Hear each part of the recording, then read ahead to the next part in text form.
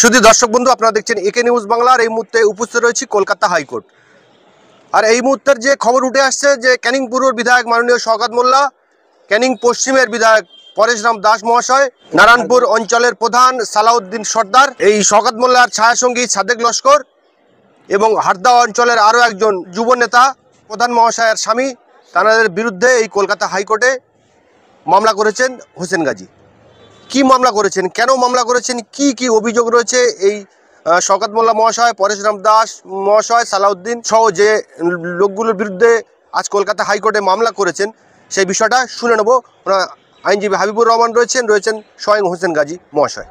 এই আমার পাশে দাঁড়িয়ে আছেন সমাজসেবী মানবাধিকার কর্মী হোসেন গাজী মহাশয়। এনার একটা বিরাট একটা অভিযোগ।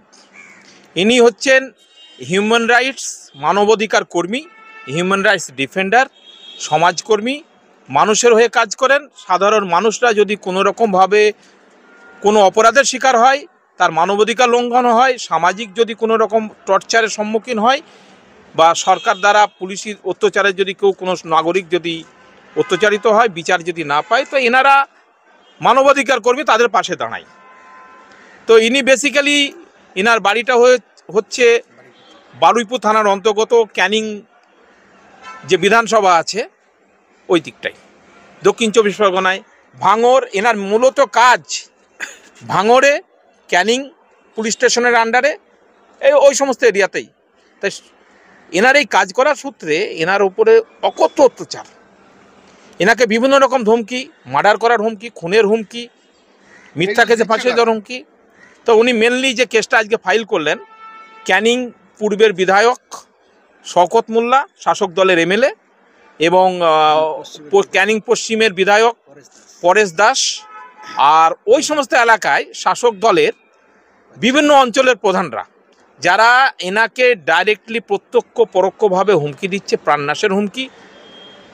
এনাকে কিভাবে এখান থেকে প্রতিহত করা যায়, কোনো অন্যায়ের বিরুদ্ধে যে উনি মুখ খুলছেন, এনার কণ্ঠরোধ কীভাবে করা যায়, সেই শাসানি গরজানি এনার উপরে বারবার আসছে। তার সঙ্গে সঙ্গে এনার বাড়ি আক্রমণ হয়েছে, এনাকে প্রাণনাশের অনেক চেষ্টা করা হচ্ছে, ষড়যন্ত্র করছে সংশ্লিষ্ট নেতারা। তার জন্য ইনি বারুইপুর পুলিশ স্টেশনে, Baruipur police district superintendent of পুলিশের কাছে, এসডিপিওর কাছে, সংশ্লিষ্ট থানার অফিসার ইনচার্জের কাছে, মানবাধিকার যে রাজ্য মানবাধিকার কমিশনে, রাজ্য পুলিশের ডিজি, হোম সেক্রেটারি, সর্বত্রই ইনি অভিযোগ দায়ের করেছেন যে এই সমস্ত যাদের নাম বললাম, শওকত মোল্লা যে বিধায়ক এবং পরেশ দাস, তার সঙ্গে সঙ্গে আরও বিভিন্ন অঞ্চলের প্রধানরা, তাদের নাম স্পেসিফিক কমপ্লেন দেওয়া আছে। তো তাদের বিরুদ্ধে যাতে আইনত ব্যবস্থা নেওয়া হয়, তাদের বিরুদ্ধে এফআইআর করা হয়। সঙ্গে সঙ্গে ইনি যেন যথার্থ নিরাপত্তা পান, জীবনের নিরাপত্তা, right to life and liberty, এনার অর্থাৎ চলাফেরা যিনি মুভমেন্টটা করলেন, তার যে স্বাধীনতা, তার সঙ্গে সঙ্গে বাক স্বাধীনতা এবং কাজ করার ক্ষেত্রে যেন কোনো বাধা না পায়, সেই জন্য উনি কমপ্লেন করেছেন। কিন্তু সেই কমপ্লেনে কোনো সাড়া, কোনো যে একটা রেজাল্ট কিছু হয়নি। পক্ষান্তরে এনার উপরে আরও প্রেশার আসে যে ওই কমপ্লেনগুলো উঠিয়ে নাও, নাহলে ইমিডিয়েট তোমার বাড়ি ঘর জ্বালিয়ে দেবো, পুড়িয়ে দেবো, তোমার বাচ্চাদেরকে কিডন্যাপ করিয়ে দেবো, বাচ্চাদেরকে মেরে দেবো, তোমাকে দুনিয়া থেকে সরিয়ে দেবো। এই ধরনের যে ব্যাপারগুলো, তার জন্য আবার উনি কমপ্লেন করেছেন। বিচার না পাওয়ার কারণে উনি কলকাতা হাইকোর্টে আজকে রিট পিটিশন ফাইল করলেন। হ্যাঁ, ওনার যে অভিযোগটা রয়েছে ওনাদের বিরুদ্ধে স্পেসিফিক নাম দিয়ে। এবার বাকিটা তো উনি বলবেন। উনি যেহেতু এর ভুক্তভোগী, ওনার উপরে অন্যায় অত্যাচারটা হয়েছে, কিন্তু কমপ্লেনে যেগুলো পুলিশই যে কমপ্লেন এবং বিভিন্ন মানবাধিকার সংস্থায়, গভর্নর, রাজ্যপাল, বিভিন্ন কাজে যে কমপ্লেনটা উনি করেছেন, স্পেসিফিক নাম দিয়ে করেছে।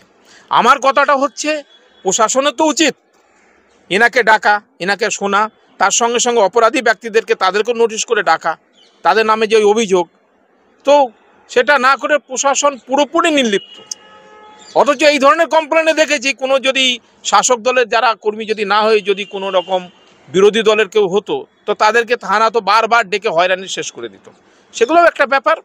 তাই এনার যাতে জীবনের নিরাপত্তা, এনার পরিবারের নিরাপত্তা, তার সঙ্গে সঙ্গে কাজ করার যে বাক স্বাধীনতা, কাজ করার যে স্বাধীনতা, বিভিন্ন জায়গায় চলাফেরা, সেই নিরাপত্তার জন্য তার আর সংশ্লিষ্ট এই সমস্ত অপরাধীদের বিরুদ্ধে যাতে আইনত ব্যবস্থা নেওয়া হয়, এই ব্যবস্থা নেওয়ার জন্যই আজকে কলকাতা হাইকোর্টে উনি মামলা দায়ের করেছেন, রিট পিটিশন ফাইল করেছেন police in action, justice Shubhra ঘোষের ঘরে পুলিশ ইন অ্যাকশন মামলা, যাতে উনি আইনি সহায়তা কেন পাচ্ছেন না, পুলিশের নির্লিপ্ত, পুলিশ ইন অ্যাকশন, উদাসীন, ইনি অত্যন্তভাবে আশঙ্কাবোধ করছে যে কোনো মুহূর্তে ওনার উপরে আক্রমণ হয়ে যেতে পারে, যে কোনো প্রাণনাশের একটা ব্যাপার ঘটে যেতে পারে। ইনার জীবনে বিগত দিনে যেহেতু উনি হিউম্যান রাইট অ্যাক্টিভিস্ট, যেহেতু মানবাধিকার কর্মী এবং বিভিন্ন সংস্থার উনি সামাজিক বিভিন্ন অর্গানাইজেশনের সঙ্গে উনি যুক্ত, তো সেই সমস্ত একটা ব্যক্তিকে সে মানুষের হয়ে কাজ করতে গিয়ে যদি বাধা পাচ্ছে, সে কাজ করতে পারবে না, তারা ভীত সন্ত্রস্ত করছে। এটা কি জিনিস? আজকের আধুনিক সমাজ হোক আর আমাদের ভারতবর্ষ গণতান্ত্রিক দেশ, মানুষ মানুষের কাজ করবে, আর তুমি অন্যায় করে বেরিয়ে যাবে, কাউকে আইনটাকে হাতে নিয়ে কাউকে প্রাণনাশের হুমকি দেবে, তাকে মারবার চক্রান্ত করবে। আমি ওনার মুখ থেকে শুনেছি বিগত দিনে 2007 সালে এনার উপরে এমন আক্রমণ হয়েছিল এবং ওনাকে ব্লিডিং ইঞ্জুরি করে ফেলে চলে গেছিল, আসামিরা ভেবেছিল যে উনি মৃত, তারপর হসপিটালে নিয়ে গিয়ে উনি আবার বেঁচে ফিরেছেন। এই কাজের জন্য উনি অত্যন্ত আশঙ্কা বোধ করছেন। উনি কলকাতা হাইকোর্টে আজকে মামলা দায়ের করলেন, দেখা যাক হাইকোর্ট কি বিচার দেন ওনাকে। শুনলাম আপনার আইনজীবী বলছেন আপনি ক্যানিং পূর্বের বিধায়ক মাননীয় শওকত মোল্লা, ক্যানিং পশ্চিমের বিধায়ক মাননীয় পরেশরাম দাস সহ বেশ কয়েকজনের বিরুদ্ধে মামলা করেছেন। দেখুন, আমার সঙ্গে যেটা ঘটেছে, আমরা সোশ্যাল ওয়ার্কার, সামাজিক মানুষ, মানবাধিকার সংগঠন চালাই।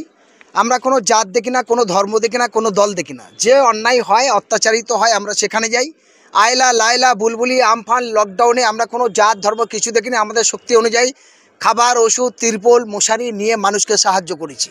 ফলে এই ভালো কাজের জন্য একটা শ্রেণীর মানুষ গ্রামে যারা রাজনৈতিক কারবারি, তাদের খানিকটা গায়ে লাগে। তো এতদিন পর্যন্ত খানিকটা ওদের কাছে ঠিক ছিল, কিন্তু এখন ভয়ঙ্করী বিপদ হলো দক্ষিণ 24 পরগনা বারুইপুর থানা শঙ্করপুর অঞ্চল এবং সেটা বর্ডার পাশেবর্তী এলাকা মগরাহাট থানা। সেখানে করিম মোল্লাকে যখন কুপায়, সেই ঘটনায় আমরা মুভমেন্ট করি এবং সেখানে 20 থেকে 30 হাজার মানুষের জমায়েত হয়, প্রতিবাদ সভা হয়। সেই মূলত আসল আসামিদের ধরা হয়নি। তার সাথে সাথে আবার লাগাতারভাবে ঘুটিয়ারি শরীফের শেখ জামিলকে তাল্লিতে তাকে আরএসএসের কিছু ছেলেরা কুপিয়ে খুন করে, একদম পিটিয়ে কারেন্ট শট দিয়ে মারে। সেই মারার কেন্দ্র করে ক্যানিং পশ্চিমের যিনি বিধায়ক, তার আত্মীয় স্বজন থাকার কারণে এবং পুলিশের সহযোগিতায় সেই যারা সেই তাপু সাপুয়ের বাড়ি থেকে সমস্ত জিনিসপত্র পরপর নিয়ে চলে যাচ্ছে। আমরা ক্যানিং থানা বা ওদেরকে জানানোর পর কিছু নেওয়া হয়নি। তারপরে কি দেখলাম, ওই কেসটা আমরা লড়াই করার কারণে পুরো তৃণমূলের নেতারা রেগে বোম হয়ে গেল। কেন? যেহেতু ওরা তৃণমূলের ঘনিষ্ঠ, হ্যাঁ, এবং তৃণমূল বিজেপি একসঙ্গে মিলেমিশে কাজ করে, সেই জন্য ওদের আক্রোশটা বাড়লো। এবং এই কেসের লড়াই করছে যে তৃণমূল কংগ্রেসের দক্ষিণ 24 পরগনা জেলা সভাপতি প্লাস বার অ্যাসোসিয়েশনের 27 জন উকিল নিয়ে ওই খুনিদের বাঁচানোর জন্য মুখ করছে। এই কথাটা আমি পাবলিক সেটি করি। তারপরে ঘুটিয়ে আমরা একটা প্রতিবাদ সভা করি।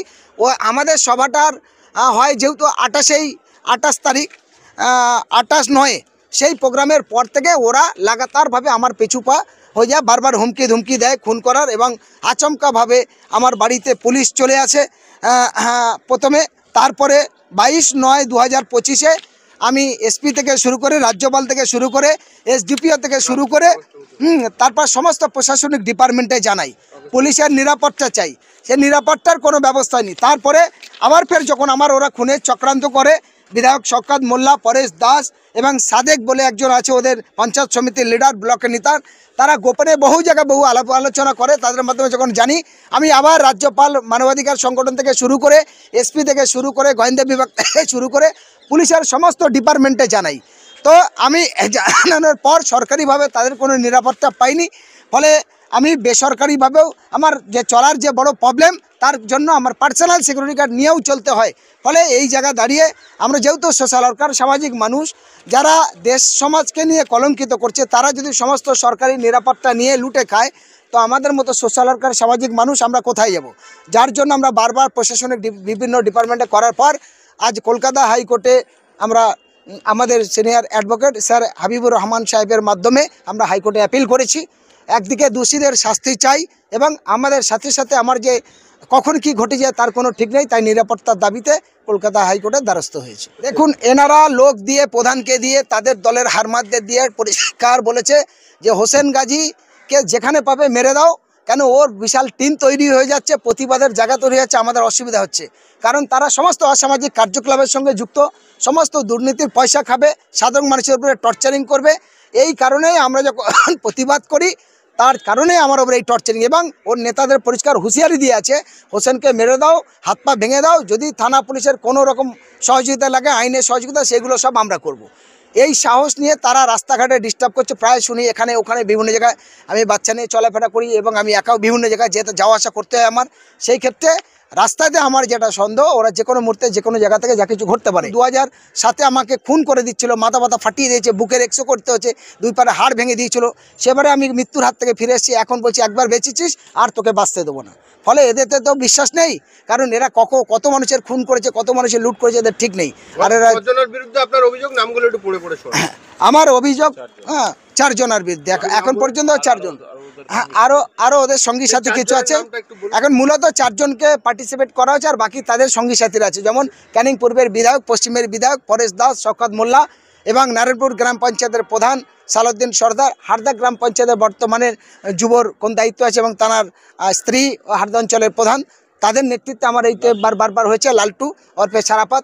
ফলে এই মানুষগুলোর মাধ্যমে হয়েছে, এবং সাদেকরাও এসেছিল, আরও এদের অনেক সঙ্গী সাথী আছে। আমরা আদার্স করে পিটিশনটা করানো হয়েছে। এখন সেভাবে আমরা নিরাপত্তার জন্যই হাইকোর্টে এসেছি। না, দোষীদের শাস্তি চাই, হ্যাঁ, এবং বৌদ্ধ ভবিষ্যতে যাতে আমার বিপদ না আসে তার জন্য এই অভিযোগ, এবং বর্তমানে এদের অবস্থা যে জায়গায়, সে জায়গায় আমার নিরাপত্তাটাও খুবই দরকার।